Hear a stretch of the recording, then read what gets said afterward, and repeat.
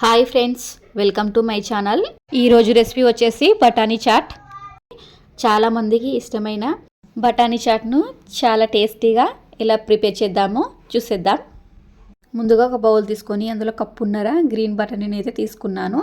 బఠానీ చాట్ను కొందరు వైట్ కలర్లో ఉన్న బఠానీతోటి అయితే చేస్తారు కదా, ఇలా గ్రీన్ బఠానీతోటి చేయండి, టేస్ట్ మాత్రం చాలా బాగుంటుంది. ఇందులో తగినంత వాటర్ పోసి రాత్రంతా నానబెట్టుకున్నాను. మీకు రాత్రంతా నానబెట్టుకునే టైం లేనట్లయితే వేడి నీళ్ళల్లో ఒక 2 అవర్స్ వరకు నానబెట్టుకోండి. ఇది పొద్దుటి వరకు బఠానీలు అయితే నానిపోయాయి. వీటిని ఒక 2-3 సార్లు కడిగేసుకోవాలి. రాత్రంతా నానబెట్టుకున్నాం కాబట్టి స్మెల్ వస్తాయి, అందుకే ఒక 2-3 సార్లు కడిగేసుకుంటే ఆ స్మెల్ అనేది పోతుంది. వీటిని 2 సార్లు కడిగేసిన తర్వాత వేరొక బౌల్లోకి అయితే షిఫ్ట్ చేశాను. తర్వాత తగినంత వాటర్ వేసి 1/2 టేబుల్ స్పూన్ పసుపును వేసి స్టవ్ పైన అయితే పెట్టేసుకుంటున్నాను. కుక్కర్లో ఉడికించుకున్న వాళ్ళైతే 2-3 విజిల్స్ వచ్చే వరకు ఉడికించుకోండి. ఇక్కడ నేను ఒక గిన్నెలోనే ఉడికించుకుంటున్నాను కాబట్టి ఒక 10-15 నిమిషాల వరకు ఉడికించుకున్నాను. ఇవైతే ఉడికిపోయాయి. కొన్ని బఠానీలను తీసుకొని ఇలా చేతితోటి నొక్కినట్లయితే ఇలా స్మాష్ కావాలి. ఇలా స్మాష్ అయినట్లయితే కరెక్ట్గా ఉడికిపోయినట్లే. వీటిని అయితే పక్కకు పెట్టేసుకుంటున్నాను. తర్వాత స్టవ్ ఆన్ చేసి ఒక గిన్నెను పెట్టేసి గిన్నె వేడెక్కిన తర్వాత 2 పావుల నూనెని అయితే పోసేసాను. నూనె వేడెక్కిన తర్వాత 1/2 టేబుల్ స్పూన్ జీలకర్రను, 2 పచ్చిమిరపకాయలను, ఉల్లిపాయలను చిన్న ముక్కలు కట్ చేసి వేసుకుంటున్నాను. ఉల్లిపాయలు ఫ్రై అయ్యేలోపు మనం బఠానీలను పక్కకు ఉడికించి పెట్టుకున్నాం కదా, అవి చల్లారిన తర్వాత ఒక మిక్సీ జార్లోకి వేసుకొని పల్సిచ్చుకుంటూ కచ్చాపచ్చాగా మిక్సీ పట్టేసుకోవాలి. స్మూత్ పేస్ట్ అవ్వాల్సిన అవసరం లేదు.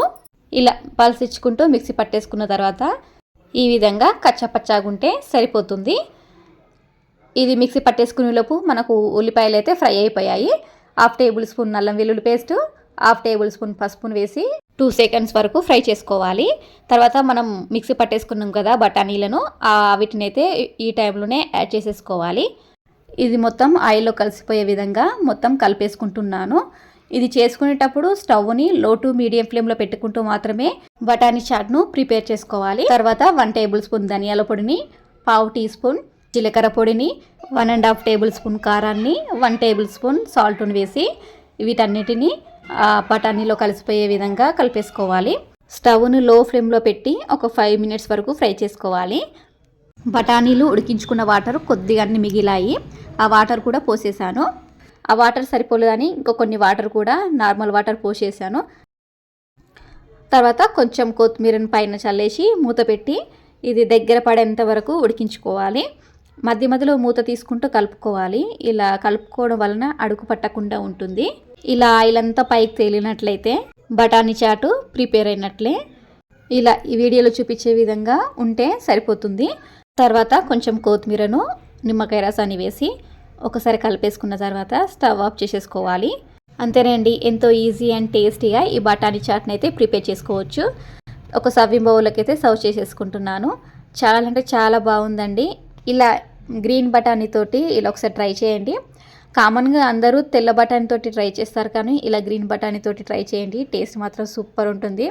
బఠానీ చాట్ను ఒక ప్లేట్లో వేసిన తర్వాత దానిపైన క్యారెట్ తురుమును, కార్న్ఫ్లేక్స్ను, పెరుగును, ఆనియన్స్ని అయితే వేసేసాను.